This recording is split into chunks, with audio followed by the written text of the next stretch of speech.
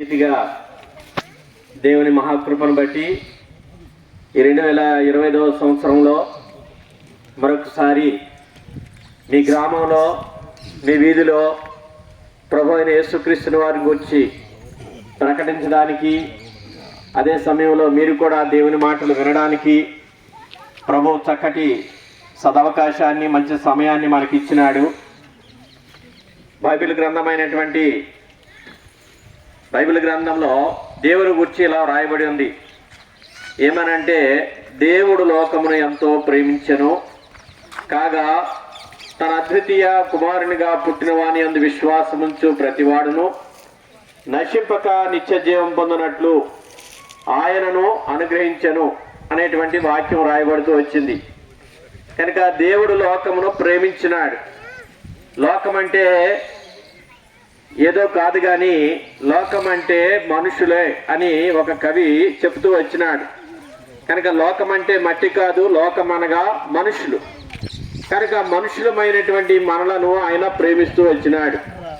ఎందుకు అలా ప్రేమించవలసి వచ్చింది అనంటే, ఆయన మనలను సృష్టించినటువంటి వాడుగా ఉన్నాడు. మన సృష్టికర్త అయినటువంటి దేవుడుగా ఉన్నాడు. ఎలా సృష్టించినాడు అని గమనిస్తే, ఆయన తన స్వరూపమందు మనను సృష్టించిన వాడుగా ఉన్నాడు.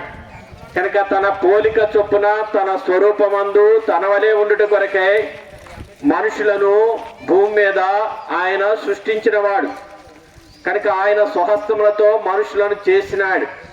కనుక లోకంలో నీవు నేను దేవుని యొక్క సృష్టి అయి దేవుని యొక్క పనిగా ఉన్నాం.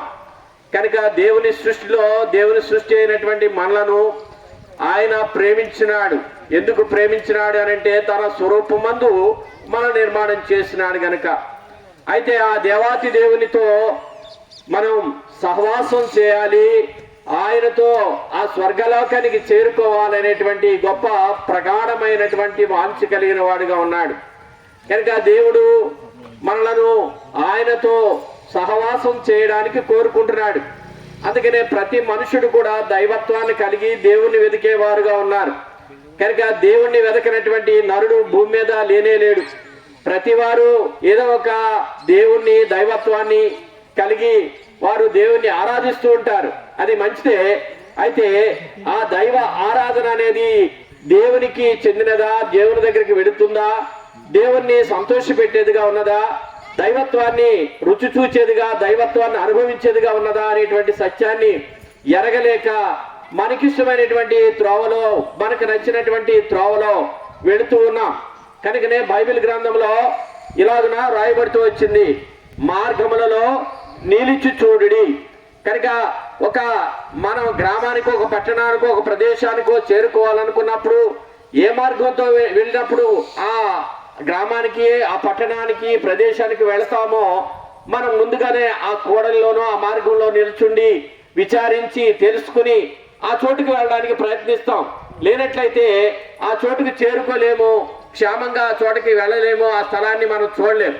కనుక లోకంలో మనుషుని యొక్క జీవితం కూడా ఆధ్యాత్మికంగా చూచినప్పుడు వారి వారి మార్గాల్లో మనుషుడు వెళ్తున్నాడే కానీ దేవుణ్ణి సరైన మార్గంలో వెతకలేనటువంటి వారుగా, కనుగొనలేనటువంటి వారుగా, దేవుణ్ణి మరి అనుభవించలేని వారిగా కనబడుతున్నారు.